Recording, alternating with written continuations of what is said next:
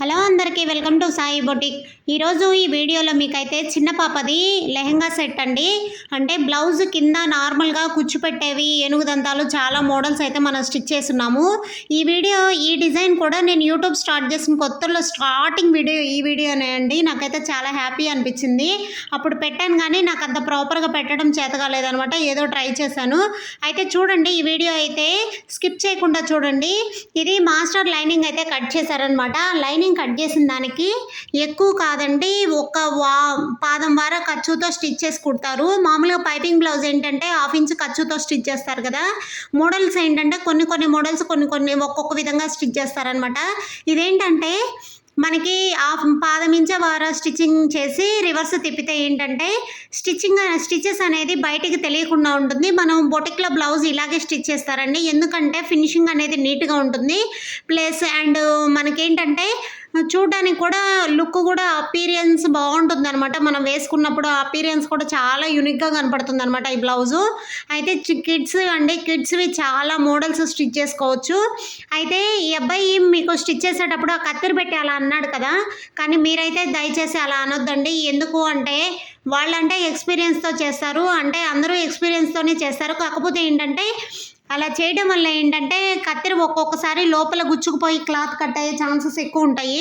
అలాంటప్పుడు ఈ వీడియో చూసి మేము స్టిచ్ చేసామన్నా అయితే నన్ను తిట్టుకోవద్దు.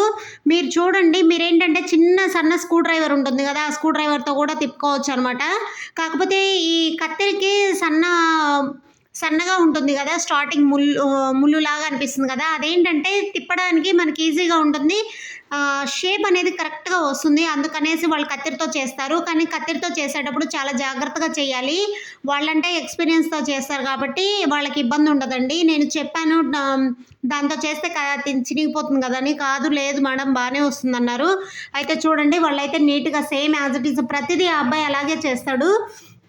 అలా చేయడం వల్ల ఏంటంటే మనకు ఫినిషింగ్ కూడా చాలా నీట్గా ఉంటుందండి. ఓకేనా? అయితే మీరు ఈ వీడియో అయితే స్కిప్ చేయకుండా చూడండి. పూర్తిగా చూస్తే ఆ మోడల్ ఎలా కుడతారు, ఎలా ఫినిషింగ్ అలా ఎంత నీట్గా వస్తుంది అనేది అన్నీ తెలుస్తుంది మీకు.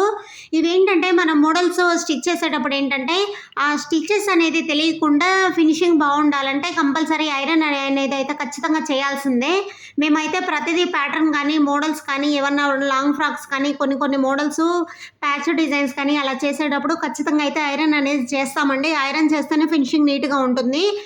నేను చాలామందికి ఇంతకుముందు వీడియోల్లో కూడా చెప్పున్నాను, సిల్క్ బ్లౌజ్ స్టిచ్ చేయించుకున్నప్పుడు లైనింగ్ తడపక్కర్లేదండి. ప్లస్ మనకేంటంటే బ్లౌజ్ స్టిచ్చింగ్ అయిపోయి మనం వేసుకునే ముందు అయితే ఐరన్ చేసుకొని వేసుకుంటే మాత్రం బ్లౌజ్ అనేది చాలా నీట్గా ఉంటుందని.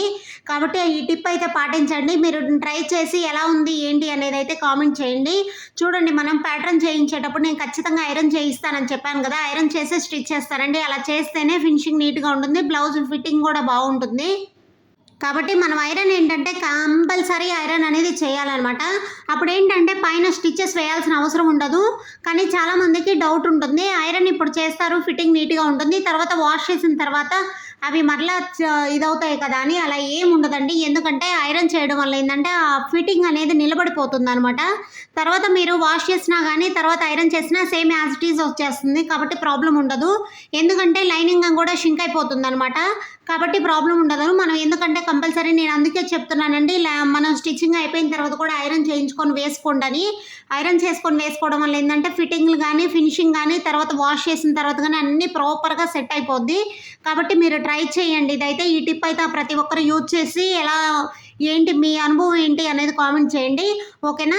అయితే ఇది మొత్తం రెడీ అయిన తర్వాతే మొత్తం ప్రతిదీ కూడా ఐరన్ చేసి తర్వాత అనేది స్టిచ్ చేస్తారు.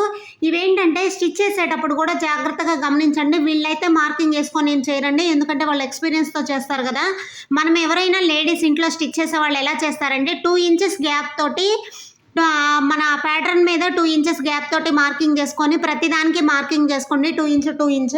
అప్పుడు ఏంటంటే స్టిచ్ చేసుకోవడానికి కూడా చాలా ఈజీగా ఉంటుంది. అయితే మనం ఇది ఎలా స్టిచ్ చేస్తాం, ముందు అయితే మొత్తం అలా స్టిచ్ చేసిన తర్వాత బ్యాక్ అయితే మనం బ్యాక్ అనేది వేరుగా స్టిచ్ చేయాలండి. కాకపోతే అందరూ అలా కాకుండా ఫ్రంట్ ఎలా స్టిచ్ చేసామో బ్యాక్ కూడా అలాగే స్టిచ్ చేసి అలా చేస్తున్నారు. అదైతే బ్లౌజ్ అయితే బాగోదండి. బ్యాక్ సైడ్ అనేది అలా వేరుగా చేయాల్సి ఉంటుంది. కాబట్టి మీరు ఫ్రంట్ చేసేది బ్యాక్ సేమ్ చేస్తారు. అలాంటివి చాలా చిన్న చిన్న మిస్టేక్స్ అండి. ఆ మిస్టేక్స్ వల్ల ఏంటంటే మనకు ఫినిషింగ్ అనేది పాడైపోతుంది. కాబట్టి మీరు ఒక్కసారి చెక్ చేయండి. ఫ్రంట్ ఏంటంటే మొత్తం బాడీ అయితే మొత్తం రెడీ చేసి పెడతారనమాట. రెడీ చేసిన తర్వాత మనకి కింద లెంత్ టక్స్ వేసిన తర్వాతే స్టిచ్ లెంత్ ఎంత ఉంది అనేది చెక్ చేసుకొని స్టిచ్ చేయాలి. అప్పుడు ఏంటంటే ఫిట్టింగ్ కూడా బాగుంటుంది. మనకి బైండింగ్ చేసుకోవచ్చు. బైండింగ్ చేస్తే కొంచెం తేడా వస్తుంది ఇలాంటి మోడల్స్కి.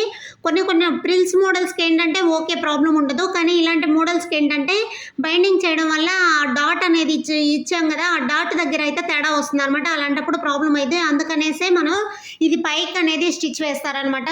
అలా చేయడం వల్ల ఏంటంటే నీట్గా ఉంటుంది. కాబట్టి మీరు ఇది ఒక్కసారి స్టిచ్ చేసేది అయితే అది కూడా చెక్ చేయండి. పైన కరెక్ట్గా సెట్ చేసుకొని మొత్తం ముందు మామిడి తోరణం లాగా చేసింది మాత్రం మొత్తం రెడీ చేసుకున్న తర్వాత మాత్రమే ఇది మనం పైన అటాచ్ చేసుకొని స్టిచ్ చేయండి. అప్పుడు నీట్గా ఉంటుంది. ఫినిషింగ్ కూడా ఖరాబ్ అవ్వకుండా ఉంటుంది. ఓకేనా?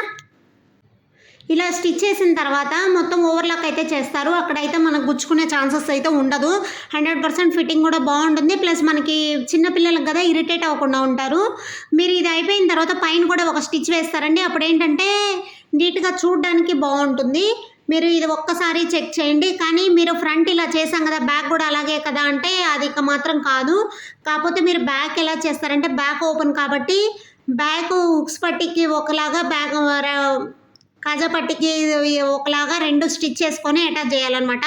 అది ఎలా అంటే మీరు మా బ్యాక్ ఉక్స్ పట్టి దగ్గర ఎన్ని ఇంచెస్ ఉంది, బ్యాక్ కూడా సేమ్ అండి. ఇది కూడా రెడీ చేసిన తర్వాత బ్యాక్ ఉక్స్ పట్టి ఎన్ని ఇంచెస్ ఉంది దాని ప్రకారం చేసుకుంటేనే నీట్గా ఉంటుంది. మీరు సేమ్ ఇలాగే చేసి బ్యాక్ కూడా అలాగే అటాచ్ చేసి కట్ చేస్తే మాత్రం బాగోదు.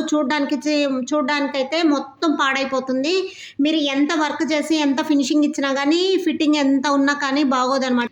మీరు అలాంటప్పుడు ఏం చేస్తారంటే బ్యాక్ సైడ్ బ్యాక్ మాత్రమే మెయిన్ చాలా జాగ్రత్తగా స్టిచ్ చేయండి. ఫ్రంట్ ఏంటంటే అందరూ కూడా ప్రిల్స్ పెట్టే మోడల్స్ చాలామంది స్టిచ్ చేసి ఉంటారు. సేమ్ స్టైల్లో స్టిచ్ చేస్తారనమాట. కాకపోతే ఆ తోరణం కట్ చేసేది ఒక్కటే ప్రాబ్లం అయితే కానీ లేకపోతే మిగతా అదంతా సేమ్ యాజ్ ఇట్ ఈజ్ ఎవరైనా చేస్తారండి. మనకి బ్యాక్ రెడీ చేయడంలోనే ప్రాబ్లం ఉంటుంది. ఈ బ్యాక్ మాత్రం చాలా జాగ్రత్తగా చేయాలి. అప్పుడే మనకు నీట్గా ఉంటుంది. చూడండి, బ్యాక్ అనేది ఉక్స్ పట్టి కాజా పట్టి రెడీ చేసుకున్న తర్వాత మనం అటాచ్ చేస్తేనే నీట్గా ఉంటుందండి.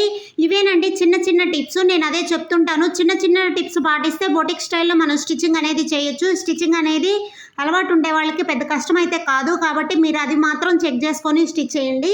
ఇప్పుడు చూడండి, నేను బ్యాక్ ఉక్స్ పట్టి వరకు రెడీ చేసి ఆ ఉక్స్ పట్టి వరకు కూడా పెడుతున్నాను. మీరు ఒక్కసారి చెక్ చేశారంటే అది కూడా అర్థమైపోతుంది. ఆ ఉక్స్ పట్టి కాజా పట్టి విడివిడిగా అటాచ్ చేస్తారనమాట. అప్పుడే నీట్గా ఉంటుంది. అంతే అండి, బొటిక్ స్టైల్లో అలాగే స్టిచ్ చేస్తారు. మీరేంటంటే చాలామంది మొత్తం ఒకసారి స్టిచ్ చేసి మధ్యలో కట్ చేసేసి వేస్తారు. అలా చేస్తే మాత్రం ఫిట్టింగ్ రాదు. ఫిట్టింగ్ అనేది వస్తుందేమో కానీ ఫినిషింగ్ అయితే మాత్రం నీట్గా ఉండదు అనమాట. మెయిన్ ప్రాబ్లమ్స్ ఎక్కడంటే చిన్న చిన్న మిస్టేక్స్ అండి. బొటిక్లో వాళ్ళకి ఇంట్లో స్టిచ్ చేసే వాళ్ళకి ప్రాబ్లం ఎక్కడ వస్తుందంటే చిన్న చిన్న ఫినిషింగ్లో అండి. ఇప్పుడు ఇది చూడండి, ఇప్పుడు నేను కాజా పట్టి వరకు రెడీ చేయించాను కదా, అక్కడ చూస్తే మీకు అర్థమవుతుంది. ఆ 3 తోరణాలు అనేది కరెక్ట్గా ఉన్నాయి కదా. కానీ మనకి ఇలా స్టిచ్ చేయడం వల్ల ఎక్కువ టైం పడుతుందనే కానీ ఫిట్టింగ్ చాలా బాగుంటుంది. థ్యాంక్ యూ అండి. వీడియో నచ్చినట్లయితే లైక్ చేయండి, షేర్ చేయండి.